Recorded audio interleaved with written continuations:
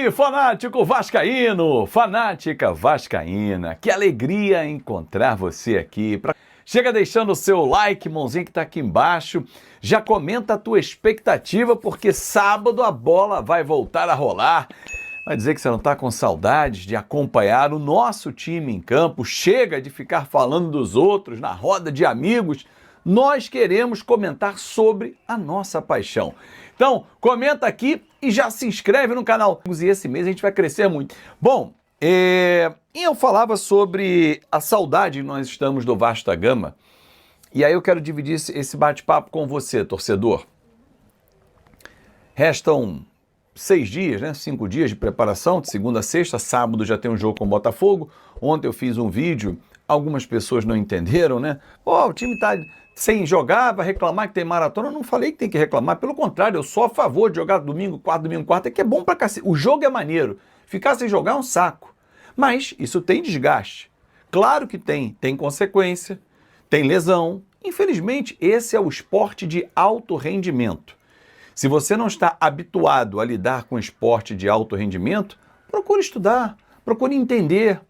Variação climática, piso, pouco tempo de treinamento, pouco tempo de descanso, tudo isso interfere. Mas nós, torcedores, se pudéssemos, vamos fazer o seguinte, pode ter jogo do Vasco segunda a segunda? Claro que a gente quer, porque é óbvio que a gente quer ver o nosso time de coração em campo. E sábado a gente vai reencontrar o Vasco. A pergunta que eu faço para você, torcedor, já se inscreveu no canal? Não, não é essa não, mas também pode ser. Qual é o Vasco que você espera reencontrar sábado diante do Botafogo? Que está numa crise, né? Deixa eu contextualizar essa crise. Troca de treinador, interferência ou não do John Textor junto à escalação, o modo de jogar, o Botafogo Way. Qual vai ser a expectativa que você tá? Qual é a tua expectativa? Pegar o Botafogo e fazer o quê? O jogo como a gente fez com o São Paulo? Ou o jogo que a gente fez com o Bragantino? Qual é o Vasco? É essa a pergunta que eu quero que você responda. Qual é o Vasco que você espera reencontrar no próximo sábado, dia 12, no jogo que vai acontecer no Mané Garrincha? Azevedo, teremos mudanças na equipe? Não acredito. Não acredito. Acredito que o Vasco tenha a formação que jogou contra a equipe do São Paulo. Mas se houver alguma mudança, uma não pode acontecer. É a postura do time. A postura que teve contra o São Paulo, jogando na casa do adversário, mas se impondo, sem medo de jogar. O Vasco estará em casa, em Brasília, a maioria será de torcedores do Vasco da Gama e o Vasco não pode ter medo de enfrentar. Ah, mas o Botafogo, tecnicamente, ele é superior ao Vasco, ele acabou de vir numa Copa do Mundo de Clubes, ele é o atual campeão brasileiro, ele é o atual campeão da Libertadores. Tudo isso é um fato. Só que quando a bola rola, o Botafogo não é melhor do que o PSG. E venceu o PSG. Então, torcedor, um jogo ele não é contado apenas pelos fatos anteriores, e sim pela história que se desenvolve durante uma partida.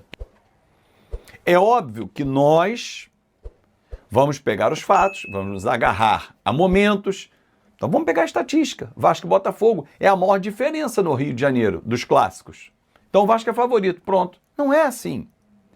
Nem pelo fato do Botafogo hoje ter o melhor time, porém com perdas importantes, as saídas do Igor Jesus e do Jair Cunha tiram um pouco do peso do Botafogo hoje. Ah, mas chegou o Arthur Cabral, que ainda não jogou.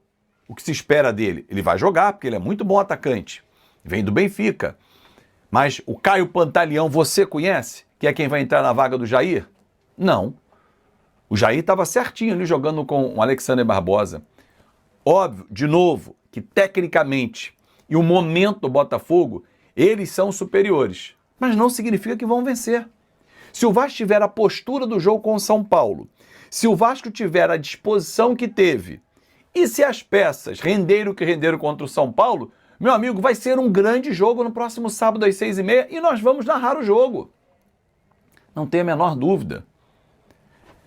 Coutinho não jogou pra cacete contra o São Paulo. O Ryan não jogou pra caramba contra o São Paulo. Estou dando exemplos de jogadores que desequilibram, como eles têm também. Eles têm o Arthur, tem o Savarino, Comparando exatamente posições, quem joga do lado do campo, quem joga por dentro. O Arthur Cabral pode desequilibrar? Pode. O Verratti pode desequilibrar. O John é muito bom goleiro, o Léo Jardim também é muito bom goleiro. Mas o momento do Botafogo é melhor. Mas não significa que nós vamos perder. E eu tenho certeza que você, torcedor, estará comigo. Para completar, Vasco recusando proposta por um zagueiro que veio dos Emirados Árabes. Bora falar agora sobre o Vasco da Gama, que decidiu recusar proposta do Shabab Al-Ahly dos Emirados Árabes Unidos pelo zagueiro Luiz Gustavo, uma das gratas promessas do elenco Cruz Maltino. Jogador que teve pouco espaço em antigas administrações, mas desde a chegada do Fernando Diniz se tornou protagonista. 10 partidas no time de cima na atual temporada, a oferta não teve valores revelados, mas o Vasco desde o princípio tratou o negócio como algo descartado. O Shabab busca um zagueiro no futebol brasileiro, já havia tentado Naves do Palmeiras e também o Félix Torres do Corinthians, tanto Palmeiras quanto Corinthians entenderam as propostas como baixas. Só para completar em relação ao Vasco, Thiago Mendes e Cruz Maltino já têm um acordo em relação a salário, as partes debatem agora sobre o tempo de contrato.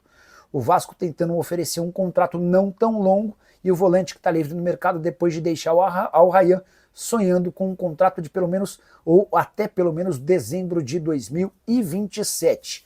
A tendência é que ele tenha vencimentos na casa dos R$500 mil por mês, com bônus ligados a metas. Seus vencimentos podem alcançar até 800 mil mensais.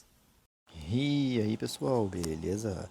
Não se esqueçam de se inscrever no canal, deixar o seu like e ativar o sininho das notificações. Um forte abraço, tamo junto e até o próximo vídeo.